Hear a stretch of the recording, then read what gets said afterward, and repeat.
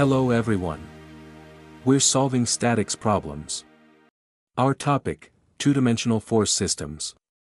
Our question, the force R in the figure is the resultant of forces P1, P2, and P3 acting on a rectangular plate.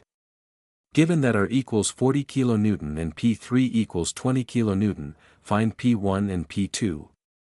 Dimensions are in millimeters. Yes. We've solved this problem before. This time, we'll solve it a second way. Three forces are given. The lines of action of these three forces intersect at a single point. We've chosen the point where the lines of action of the forces intersect as the origin. We've also chosen the x and y axes as shown in the figure. We know that the line of action of the resultant passes through the point where the lines of action of these forces intersect. This is precisely what was given in the problem. Now, we'll find the magnitudes of P1 and P2, which are not given here. In our previous solution, we solved by utilizing the relations Rx equals total Fx and Ry equals total Fy. We wrote these equations and obtained two equations for the two unknowns.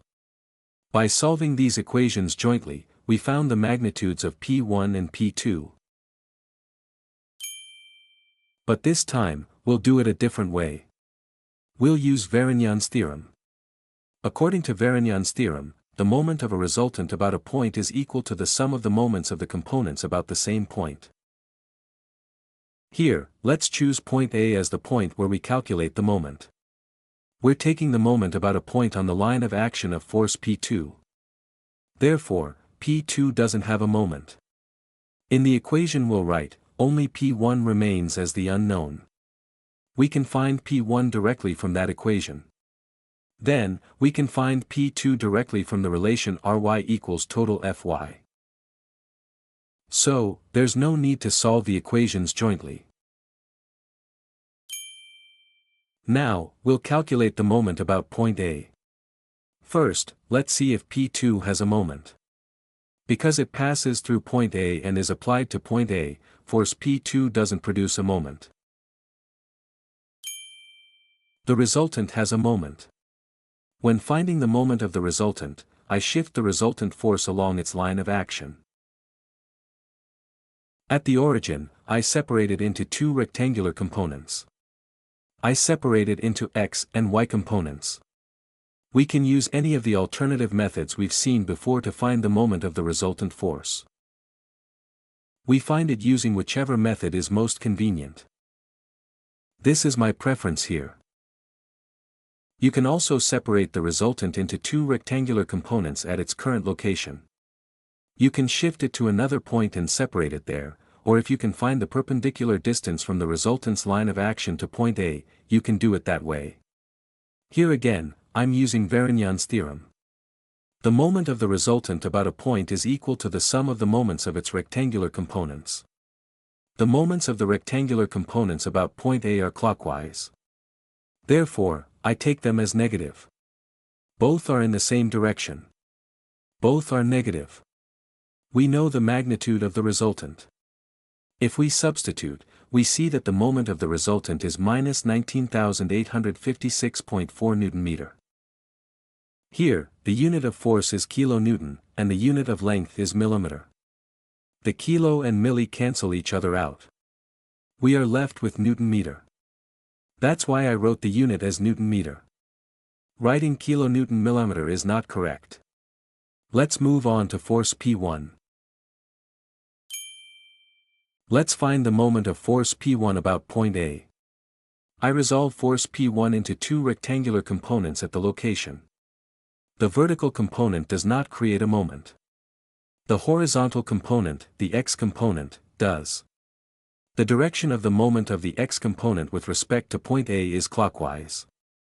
Therefore, it is also negative. I use the similarity of triangles to find the x component of force P1. The triangle giving the slope of force P1 is a right triangle with perpendicular sides in the ratio of 1 to 2. The dimensions given are 300 by 600. Their ratio is 1 to 2. Therefore, the x component of force P1 is P1 times 1 over square root 5. The moment arm is 1000 mm, as we see in the figure. Its direction is also negative. We'll find P1 from here. We don't know P1 yet. Let's move on to P3. The moment of force P3 about point A is counterclockwise, so it's positive. The moment arm is 400. P3 times 400. P3 is given as 20 kN. So, if we substitute, we see that this moment has a magnitude of 8000 Nm. From here, we can now find P1. Let's find it. We get P1 equals 62.3 kN. We found P1. Let's move on to finding P2. We can also find P2 by taking a moment about any point. But I prefer to find it using either the relations Rx equals total Fx or Ry equals total Fy. I'll find it using the relation Ry equals total Fy. The projection of the resultant onto the y-axis is equal to the sum of the projections of the components onto the y-axis. Since force P3 is perpendicular to the y-axis, we see that there is no y-component. Let's write the others. The projection of the resultant, the angle it makes with the x-axis is given as 30 degrees. Therefore, the y-component is found by multiplying by the sine of 30 degrees. We already found the y-component of P1. The y-component of P1 is found by the similarity of triangles, P1 times 2 over square root 5, in the positive direction.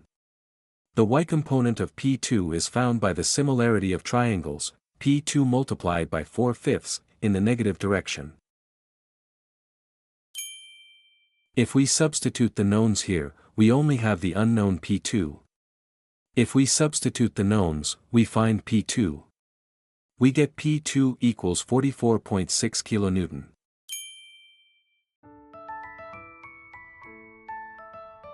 Goodbye.